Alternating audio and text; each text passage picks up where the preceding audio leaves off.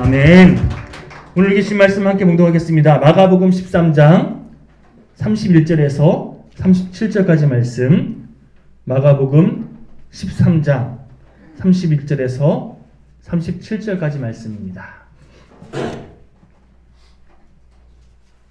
마가복음 13장 31절에서 37절까지 말씀, 우리 한 절씩 교독하시고 마지막 37절 함께 한 목소리로 합독하겠습니다. 31절입니다. 천지는 없어지겠으나 내 말은 없어지지 아니하리라. 그러나 그날과 그때는 아무도 모르나니 하늘에 있는 천사들도 아들도 모르고 아버지만 아시느니라. 주의하라, 깨어있으라. 그때가 언제인지 알지 못함이라. 가령 사람이 집을 떠나 타국으로 갈 때에 그 종들이 권한을 주어 각각 사물을 맡기며 운지기에게 깨어있으라 명한 것 같으니, 그러므로 깨어있으라. 집주인이 언제 올는지, 혹 저물 때일는지 밤중일는지 닭 울 때일는지 새벽일는지 너희가 알지 못함이라. 그가 호련히 와서 너희가 자는 것을 보지 않도록 하라. 37절, 깨어있으라. 내가 너희에게 하는 이 말은 모든 사람에게 하는 말이니라 하시니라. 아멘. 우리가 살아가는 현실은요, 말만 따라 하루하루 만만하지도 않고 또 녹록하지도 않습니다. 과연 길이 있을까 싶을 정도로 정말 답답한 그런 상황들이 우리에게 주어지는 경우들 참 많고요. 도대체 이게 뭐야 싶은 그런 마음이 들 때도 참 많고, 이게 정말 맞나? 이런 걱정에 휩싸이게 될 때도 있습니다. 우리 정혜 형제 요즘 몸이 안 좋아서 계속 이거 어떡하지 싶은데 병원에서는 별 이상 없다고 그러고, 그러니까 더 두렵고, 이게 우리의 사실은 삶의 과정들 아닙니까? 누구의 문제가 아니라 우리 종종 좀 내용이 다를 뿐이지 그런 걱정과 그런 염려, 그런 근심에 계속해서 노출되잖아요. 말로 표현할 수 없는 우리의 생을 짓누르는 듯한 그런 부담감, 두려움, 그래서 다 내려놓고 싶고 포기하고 싶은 그런 감정에 휩싸일 때가 참 많더라는 거예요. 여러분, 그럴 때마다 현실을 주목하면요, 그럴 때마다 그 상황에 우리가 계속 얽매이면요, 절망과 좌절밖에 남는 게 없어요. 왜냐하면 이거 내가 아무리 애써도 해결 안 되거든요. 내가 아무리 힘쓰고 애써봤자 그거 개선이 안 되거든요. 그러니 남는 건 좌절, 절망, 그래서 포기, 이렇게 흘러가더라는 거예요. 하지만 주님의 약속의 말씀 붙잡으면요, 능히 그 상황을 이겨낼 수 있게 됐다는 겁니다. 왜냐하면 하나님의 약속은 반드시 성취되기 때문에. 오늘 본문 31절 말씀 우리 다시 한번 한 목소리로 봉독해 볼까요? 시작. 천지는 없어지겠으나 내 말은 없어지지 아니하리라. 비록 모든 것이 다 없어진다 할지라도 하나님의 약속의 말씀은 없어지지 않는다는 거예요. 다른 말로 꼭 반드시 성취된다는 겁니다. 간절히 바라는 것은 하나님의 약속은 반드시 성취된다는, 이 하나님의 약속은, 이 말씀은 영원히 우리와 함께한다는 이 주님의 말씀 늘 기억하고 믿으시면서 언제나 그 주님을 온전히 신뢰하는, 그리고 날마다 주님안에서 참된 주님께서 살아가시는 승리의 기쁨을 만끽하는 저 여러분 모두가 되시기를 주님의 이름으로 간절히 축원드립니다. 옆 사람에게 그런 의미에서 이렇게 건면해 볼까요? 주님이 약속하신 대로 이루십니다. 시작. 아멘. 주님이 약속하신 대로 이루십니다. 자, 하나 더 믿음으로 선포해 보겠습니다. 그러니 언제나 주님만 바라보십시오. 시작. 언제나 주님만 바라보십시오. 아멘. 그러면 된다는 거예요. 자, 성경을 읽다 보면요, 깨어있으라 라는, 또 혹은 깨어 기도하라, 이런 표현이 참 많이 등장합니다. 지난번에 살펴봤던 열처녀 비유도 맨 마지막 결론이 깨어있으라, 이 말 아니었습니까? 성경을 쭉 묵상해 보니까요, 주님께서 깨어있으라 라고 말씀하시는 이 과정에는요, 세 가지 의도로 말씀하시는 경우들이 있더라고요. 첫 번째는 영의 눈을 들어서 바르게 분별해라. 인간적인 생각, 세상적인 기준, 육신의 안목으로 바라보지 말고 영의 눈을 들어서 하나님의 시각으로 분별해라. 좀 깨닫기 바란다. 이걸 고민하시려고 깨어있으라라고 말씀하신 경우가 있고요. 또 두 번째는 어린이 찬양 중에 이런 찬양이 있습니다. 주님이 언제 다시 오시려는지 아무도 알 수 없어요. 그러나 주님은 말씀하세요. 깨어 있으라. 깨끗하게 아름답게 나의 삶을 주께 드려. 어떤 내용인지 아시겠죠? 한마디로 언제든지 주님 다시 만날 그때에 주님께서 너 정말 나의 기쁨이다. 이렇게 주님께 칭찬 듣고 주님의 기쁨으로 살아갈 수 있도록 영적으로 늘 깨어 있으라는 거예요. 영적으로 준비된 인생을 살라는 겁니다. 이 겉면으로 주님께서 깨어 있으라라고 말씀하시는 경우가 있다는 거예요. 열철의 비유가 그런 경우 있잖아요. 그렇죠? 영적으로 좀 준비된 그런 삶을 살아가라. 내 삶이 주님께 속한, 다시 말해서 내 목숨이 나에게 속한 것이 아니라 하나님께 속한 것임을 깨닫고 매 순간 내 목숨을 주관하시는 하나님의 뜻 안에서 준비된 삶을 살아가자. 이런 내용이 열철의 비유의 내용이었잖아요. 마지막으로 그냥 깨달아라, 준비되어 있어라 이 정도가 아니라 너희들이 이 땅을 살면서 그리스도인답게 살고 싶다면 영적으로 깨어 있어야 되는데, 그래야 그리스도인다운 복된 삶을 살아갈 수 있는데, 자, 예를 들어서 베드로전서 5장 8절에서 9절 말씀 함께 좀 읽어볼까요? 시작. 근신하라 깨어라 너희 대적마귀가 우는 사자같이 삼킬자를 찾나니 너희는 믿음을 굳건하게 하여 그를 대적하라. 이는 세상에 있는 너희 형제들도 동일한 고난을 당하는 줄을 알미라. 근신하고 깨어 있어야 된다는 거예요. 믿음을 굳건하게 하는 이런 시간들이 필요하다는 거지요. 안 그러면 그리스도인답게 살지 못한다는 거예요. 걸려 넘어질 수밖에 없다는 겁니다. 그러니 깨어 있으라는 거예요. 여러분 어떻습니까? 깨어 있는 삶 살고 계십니까? 옆 사람에게 다시 한번 이렇게 권면할까요? 깨어나십시오. 시작. 깨어나십시오. 예, 깨어 있으라. 이것이 우리에게 정말 중요한 주님의 권면이요. 주님이 우리를 향해 정말 안타까운 마음으로 또 사랑의 마음으로 늘 말씀하시는 주님의 뜻인 줄 믿습니다. 깨어 있으라. 자, 본격적으로 우리가 본격한 이 본문 말씀 통해서 오늘 비유의 내용 좀 살펴보려고 하는데요.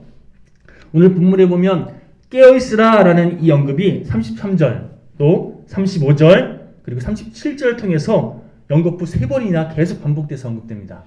자, 먼저 33절부터 볼까요? 시작. 주의하라 깨어 있으라 그때가 언제인지 알지 못함이라. 계속해서 35절 시작.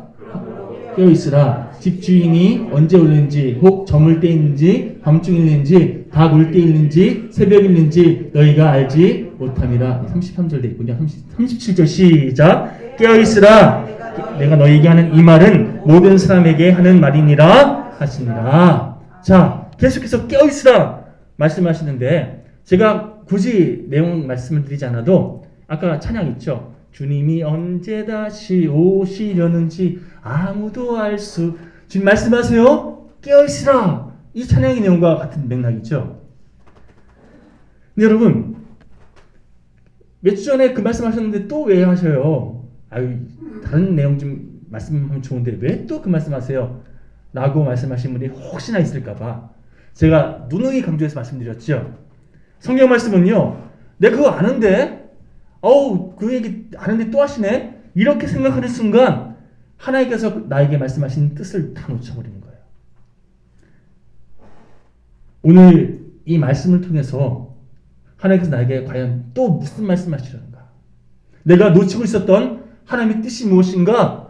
겸손하게 하나님의 뜻을 분별하려고 했을 때 여러분 우리가 주님 안에서 더 믿음으로 성장하는 또 주님 뜻 안에서 바르게 살아가는 그런 복된 인생이 되는 줄 믿습니다. 그런 의미에서 오늘 또 새롭게 부어지는 하나님의 뜻, 하나님의 은혜가 무엇일지 기대하는 마음으로 겸손하게 우리 마가복음 13장 30절 말씀 다시 한번 한 목소리로 봉독해 보겠습니다. 시작. 가령 사람이 집을 떠나 타국으로 갈 때에 그 종들에게 고난을 주어 각각 사물을 맡기며 움직이게 깨어있으라 영함과 같으니. 자, 주인이 지금 어딘가로 출발하기 전에 종들에게 각자의 업무를 맡기면서 이 주인이 종들에게 뭔가 요구합니다. 뭘 요구하죠? 깨어있으라. 깨어있으라. 다시 말해서 내가 다시 돌아올 때까지 너희들 맡겨진 일 잘 감당하면서 깨어있으라. 항상 깨어있어야 된다. 이거 담보한 거 같다는 거예요. 근데 사실 여러분 문맥상으로 너희들 잠자지 말고 계속 깨어있어야 된다. 이렇게 말씀하시는 것 같거든요. 근데 그러면 적어도 생물학적으로 봤을 때 이거 실행 불가능한 명령이잖아요. 어떻게 잠도 안 자고 깨어있어요. 그렇다고 한다면 도대체 이 깨어있으라는 이 권면을 통해서 주님께서 의도하시는 바가 있지 않겠습니까? 자, 지난번에 살펴본 것처럼 우리 열처녀 비유 먼저 다시금 돌아볼게요. 여분의 기름을 준비한 슬기로운 5처녀만 잔치집에 들어가게 됐습니다. 근데 여러분 5처녀만 계속 깨어있다가 들어간 겁니까? 아니요. 다 잠들었는데, 그런데 다 졸고 다 잠들었음에도 불구하고 5처녀는 슬기롭다 인정받으면서 들어갔고 5처녀는 어리석다라고 평가받으면서 잔치집에 들어가지 못했어요. 이 분기점이 뭐였습니까? 기름을 준비했느냐. 여분의 기름을 준비했느냐. 기름의 역할이 뭡니까? 계속해서 잔치집을 밝힐 수 있는, 다시 말하면요, 너에게 맡긴 일 잘 감당하고 있었냐, 이거 잘 준비하고 있었냐, 이걸로 통해서 잔치집에 들어갔느냐 아니면 들어가지 못하느냐가 판가름 났죠. 여러분 중요한 사실은요, 신랑이 더디움으로 모두 다 졸며 잤다는 거예요. 한마디로 우리 잘 수밖에 없어요. 그렇죠. 그런데 그들이 언제 깨어났습니까? 신랑이 도착했다라는 이 외침을 듣고 다들 서둘러 깨어나게 되잖아요. 자, 그러면 깨어남의 주체가 처녀들입니까? 아니면 신랑이겠습니까? 신랑이 있어요. 한마디로 우리들은요, 깨움을 받는 존재라는 거예요.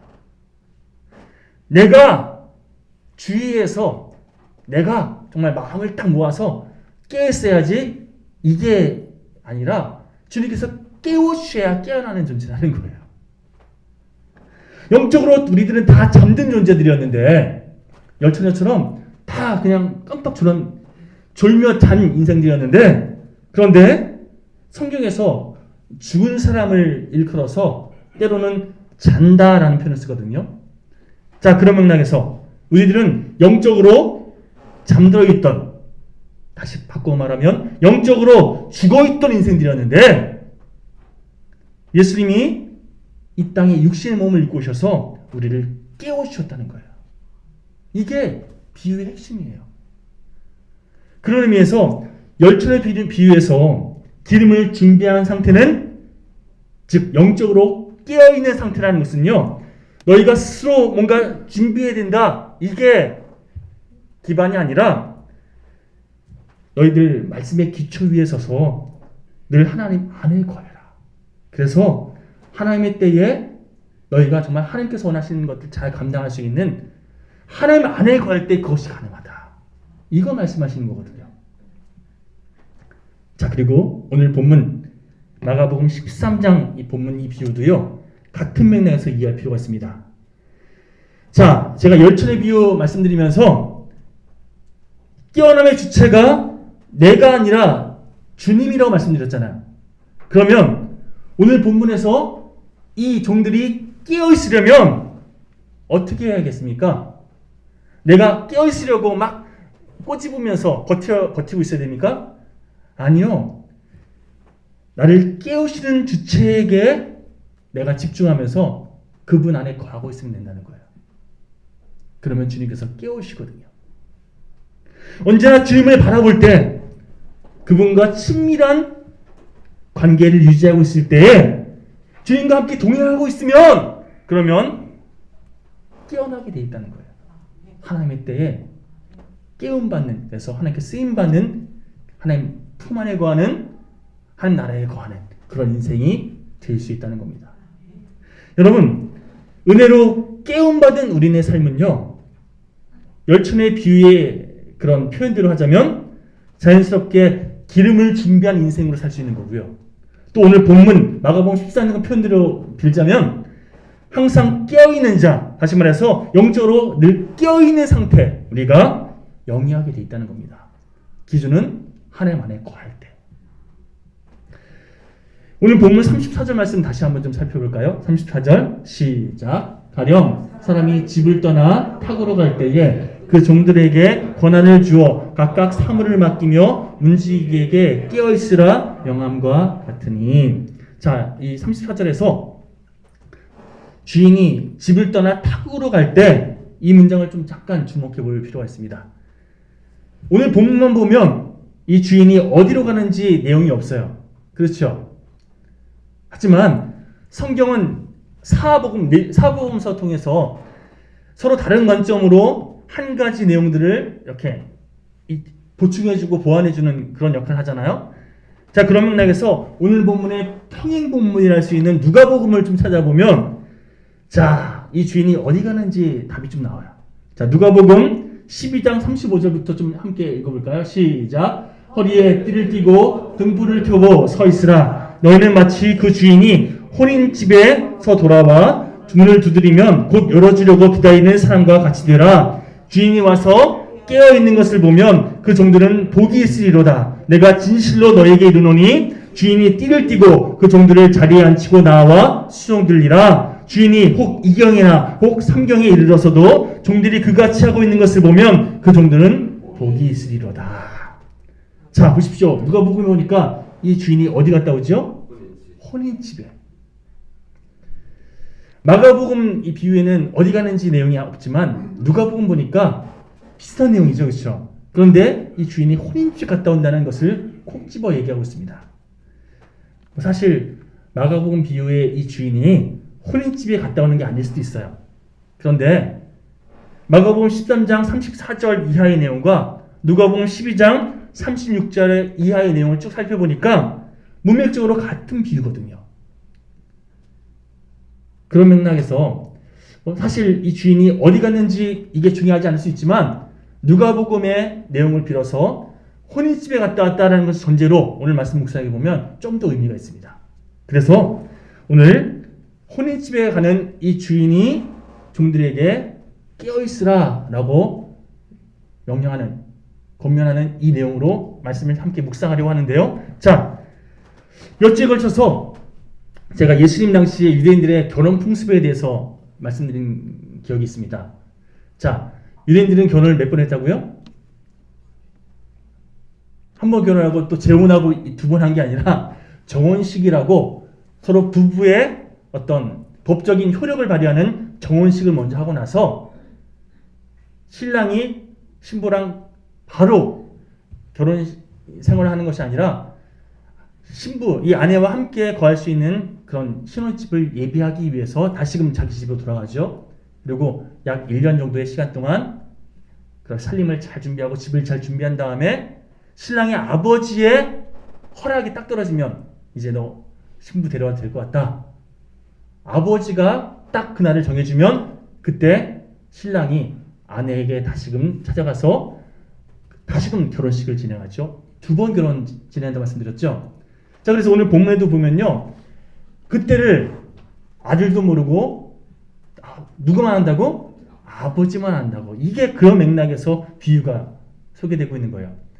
자, 언젠가 제가 말씀드렸는데요, 아버지만 하신다라는 이 표현을 우리들은 뭐라고 오해하냐면 예수님은 모르고 하나님만 하신다 이렇게 이해해요. 그런데 유대인들은 이 결혼 풍습을 알고 있는 유대인들은 어떻게 이해하냐면, 아버지가 결정해 주시는 거니까 우리들은 다만 어떻게 하면 된다고? 신부된 우리들은 신랑이 올 때를 준비하고 기다리고 있으면 되는 거구나. 이렇게 그냥 바로 이해했다는 거예요. 자, 오늘 본문에 다시 보시면 서로 부부가 되었음을 확증하는 이 정혼식, 첫 결혼식이죠. 이 정혼식을 치를 때 정혼식의 맨 마지막 순서로 이 정혼식의 가장 하이라이트라고 할 수 있는 결단의 시간이 딱 마지막에 순서에 있었는데요. 이게 뭐냐면 요청한 남편이, 신랑이 상대방 신부에게 포도주를 내미는 거예요. 그 포도주를 아내가 마시면 정혼식이 두 사람이 부부가 되었습니다 하고 딱 선포가 되는 거죠. 그런데 때로는 이 신랑 마음에 안 들어. 나 이 사람은 죽어도 결혼 못하겠어라고 거부하는 이런 신부가 있었을 거 아니에요? 그러면 그 신부가 그 포도주를 마시지 않으면 정혼식은 파기되는 거예요. 한마디로 신부를 위한 안전장치가 있었다는 거예요. 이해되시죠? 자, 그런 맥락에서 그 당시에 혼인잔치 정혼식과 우리들의 신앙을 매치해서 이렇게 설명할 수 있습니다. 그리스도인은 세례를 받고 포도주로 상징되어지는 예수님의 피, 즉 성찬, 다음 주에 성찬식 하죠. 성찬식의 참여함으로 그리스도와 정혼한 신부가 되었습니다. 그렇죠? 흐름이 딱 이해되시죠? 누구의 강요에 의해서가 아니라 스스로 주님을 나의 신랑으로 받아들이겠습니다. 결단함으로 마셨어요. 그리고 예수님은 지금 처소를 예배하러 아버지 집으로 돌아가신 상태예요. 자, 신랑이신 예수님께서 그렇게 아버지 집으로 돌아가신 이후에 우리를 그냥 수수방관 방치한 게 아니라 우리가 신부된 그리스도인으로서 바른 삶을 영위할 수 있도록 보혜사 성령을 우리에게 보내주셔서 우리가 정결한 신부로서 그리고 주님 다시 오실 그날까지 깨어 준비할 수 있도록 성령으로 도와주고 계신다. 이게 성경 말씀이잖아요. 이게 복음의 핵심 아닙니까? 잊지 말 것은요, 주님께서 다시 돌아오시겠다고 약속하셨다는 거예요. 왜냐하면 정혼식만으로는 결혼식이 아직 완성된 것이 아니기 때문에. 그런 의미에서 주님 다시 오실 때까지 깨어 기다리는 인생, 준비된 인생, 주님과 다시금 온전히 하나가 될 그날을 기대하면서 주님의 신부답게 정결한 삶을 살아갈 우리의 삶이 되어야 된다. 이게 성경 말씀의 흐름이에요. 유대인의 결혼식 예식과 접목해서 우리 그리스도의 삶의 모습을 이해하면 우리 어떤 삶을 살아가야 될지, 어떤 준비가 필요한지 딱 정리가 되는 거죠. 자, 여러분 다시 본문 내용 들어와서 오늘 본문에 소개하고 있는 이 비유는요, 한마디로 주인이 혼인잔치를 향해 나아가기 전에 너희들 깨어있으라 라고 권면하면서 너희들 내가 다시 돌아왔을 때 나를 바로 맞이할 수 있는 그런 준비가 돼 있어야 된다. 이게 오늘 본문의 핵심 흐름인데요. 여기서 질문, 이 비유의 내용 중에 깨어있어야 할 종은 누구를 상징할까요? 지금을 살고 있는 바로 내 자신이 깨어있어야 할 주님께 택함받은 종을 상징한다는 거예요. 여러분, 이쯤에서 다시 한번 오늘 본문의 평행 본문이죠. 누가복음 12장 37절 후반부를 한번 주목해 볼 필요가 있습니다. 자, 주인이 띠를 띠고 그 종들을 자리에 앉히고 나와 수종들리라. 너희가 그렇게 깨어있으면 주인이 내가 이렇게 너희에게 해주겠다 말씀하시는 내용이거든요. 그런데 이 내용을 가만히 생각해 보니까 어떤 내용이 연상되죠? 주인이 띠를 띠고 그 종들을 자리에 앉히고 내가 수종들겠다. 예수님께서 요한복음 13장에 보면요, 제자들과 성찬식을 진행하기 전에 제자들의 발을 씻기는 장면이 있습니다. 일명 세족식이라고 우리 표현하죠. 자, 띠를 띠고 무릎 꿇어서 제자들의 발을 수종드는 이 장면이 그대로 이어져요. 여러분, 요한복음 13장 14절에서 15절 말씀 이왕 내용 나온 김에 한번 찾아볼까요? 시작. 내가 주와 또는 선생이 되어 너희 발을 씻었으니 너희도 서로 발을 씻어주는 것이 옳으니라. 내가 너희에게 행한 것 같이 너희도 행하게 하려 하여 본을 보였노라. 내가 너희에게 왜 이렇게 수종을 들었는지 아니? 내가 너희에게 본을 보인 이대로 너희들도 행하게 하려고. 한마디로 너희도 이와 같이 하라 말씀하시는 거예요. 여러분, 한번 생각해 보십시오. 예수님께서 우리의 발을 씻어주시고 십자가에 못 박혀 죽으신, 이게 한마디로 일방적인 희생을 우리에게 먼저 본을 보여주시고, 그래서 너희들도 이런 삶을 살아가렴 우리에게 말씀하시는 과정이잖아요. 자, 본을 보여주신 주님께서 우리에게 너희도 그와 같이 하라 오늘 이렇게 말씀하고 계시는데, 그렇다면 이게 쉬운 일입니까? 어려운 일입니까? 이거 내가 할 수 있는 일입니까? 하기 힘든 일입니까? 솔직히 말씀해보자고요. 쉬운 일입니까? 어려운 일입니까? 어려운 일이에요. 우리들은요, 나 중심적인 인생들이거든요. 나에게 피해가 있거나 내 자존심 상하거나 이거 잘 못해요. 하기 싫어요. 그런데 주님께서 말씀하신 대로 누군가의 발을 씻어주는 것, 내 마음에 드는 사람 해주는 건 가능하죠. 내 편인 사람 얼마든지 해줄 수 있죠. 내가 좋아하는 사람, 내 기쁘게 해줄 수 있죠. 그러나 나를 힘들게 하는 사람, 나를 미워하는 사람, 내가 불편하게 여기는 사람에게 이렇게 하라고 말씀하셨으니까 한다? 이거 쉽지 않은 일입니다. 어떤 의미에서 보면 불가능한 일일 수도 있어요. 한마디로 주님께서 우리에게 뭘 요구하시냐면요, 이거 너의 힘으로는 불가능한 일인 거 깨달아라. 그러나 너에게 고면한다. 그와 같이 하라. 자, 그렇다면 주님께서 지금 뭘 요구하시는 걸까요? 너희가 이런 내가 너에게 본을 보이는 것처럼 살기 위해서는 너희의 의지, 너희의 결단으로는 도저히 불가능하니까 깨어 내 안에 거해라. 그러면 내가 너희들로 하여금 이렇게 살아갈 수 있도록 도울 것이다. 이걸 말씀해 주시는 거거든요. 그럼 이런 찬양 혹시 기억나십니까? 나의 힘으론 당신을 사랑할 수 없네.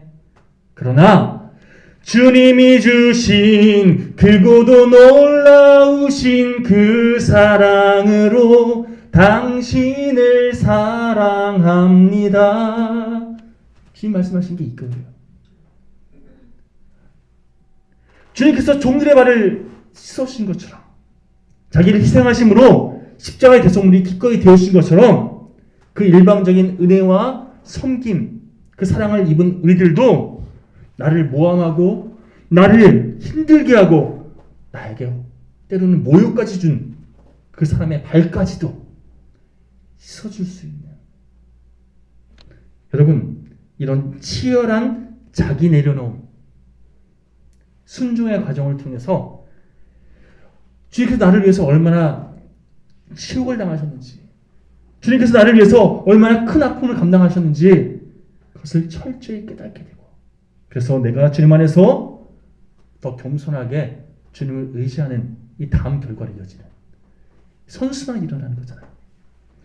여러분, 이것이 우리에게 원하시는 믿음 생활인 줄 믿습니다. 내가 어떤 내 의지로 이렇게 해야지 저렇게 해야지 아무리 머리 굴려봤자 우리의 의지는요, 작심삼일이에요. 수가 틀리면 금방 포기하고 안 해 그렇게 되는 게 우리의 결심이고 우리의 결단이라는 거예요. 그러나 우리가 주님 안에 온전히 구하면요, 주님께서 되어지게 하신다는 겁니다. 할 수 있도록 우리가 은혜 안에 복된 삶을 살아갈 수 있도록 인도하신다는 거예요. 우리 그런 경험 많이 하죠. 예전에 내가 혈기 부리면서 막 맞섰는데 주님의 사랑이 내 안에 거하니까 아휴, 그럴 수도 있지 뭐. 품어줄 수 있는 넉넉함이 우리를 주도하는 이 경험들. 자, 말씀 정리하기 앞서서 우리 본문 35절부터 제가 다시 한번 봉독해 드리겠습니다. 여러분들 눈으로 함께 봉독해 주십시오. 그러므로 깨어있으라. 집주인이 언제 올는지, 혹 저물 때 일는지, 밤중 일는지, 닭 울 때 일는지, 새벽 일는지 너희가 알지 못함이라. 그가 호련히 와서 너희가 자는 것을 보지 않도록 하라. 깨어있으라. 자, 이 부분의 바른 해석을 위해서 다시 한번 평행본문 누가복음 12장 36절 말씀을 접목해서 살펴보겠습니다.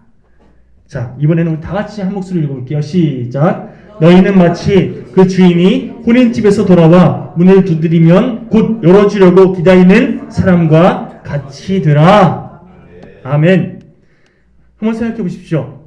여러분들이 이렇게 하려면요, 곧 열어주려고 기다리는 사람같이 되라. 이것을 제대로 이행하려면요, 종이 어떻게 하고 있어야 될까요?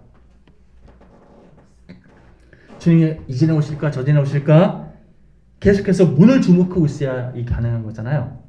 한마디로 주님이 오실 때를 기다리며 시선이 주님을 향해 고정되어 있을 때 이게 가능한 거라는 거예요. 시선이 주님께 고정되어 있을 때 가능한 거라는 겁니다. 이게 오늘 비유의 핵심이에요.